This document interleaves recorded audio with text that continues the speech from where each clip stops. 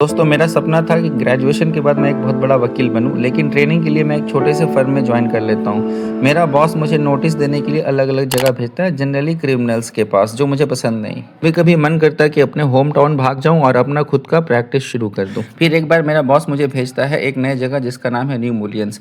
वहाँ पे मुझे ओलिवर लुटकिंस नाम के एक आदमी को ढूंढना था जिसकी गवाही चाहिए थी एक केस में, और वो सारे लेटर्स, सारे नोटिस को इग्नोर कर चुका था। दोस्तों वहीं स्टेशन पे मिलता है मुझे एक डिलीवरी मैन। मैं उसके पास जाता हूँ और कहता हूँ मुझे ओलिवर लुटकिंस से मिलना है।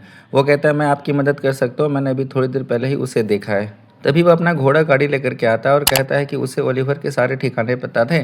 वो शहर का पुराना खिलाड़ी था और सब कुछ जानता था। तो वो कहता है कि तुम मेरे पीछे पीछे रहना, जहाँ भी मैं जाऊँगा तुम वहाँ पे छुप के रहना, क्योंकि वो तुम्हें पहचान लेगा तो सामने नहीं आएगा। और जब हम लोग फ्रिट्ज के शॉप पे पहुंचते हैं तो मैं बिल के पीछे छुप जाता हूं। बिल फ्रिट्ज से पूछता है कि क्या उसने ओलिवर को देखा है। फ्रिट्ज कहता है कि वो अभी यहाँ था, लेकिन वो अभी शेव कराने के लिए शायद गुस्ताफ्स बार्बर शॉप में गया हो। जब हम लोग गुस्ताफ्स बार्बर शॉप पहुंचते हैं तो पता चलता है कि वो वहाँ नहीं है, बल्कि ग्रेस बार्बर शॉप में होगा। और फिर हम लोग ग्रेस बार्बर शॉप जाते हैं तो पता चलता है कि वो अभी भी वहाँ से निकल चुका है। वो कहीं नहीं मिलता। फिर दोपहर के 1 बज चुके होते हैं और मुझे भूख लगती है। तभी बिल कहता है कि वो उसके लिए खाना लेकर के आएगा, क्योंकि रेस्टोरेंट में खाना बहुत महंगा पड़ेगा।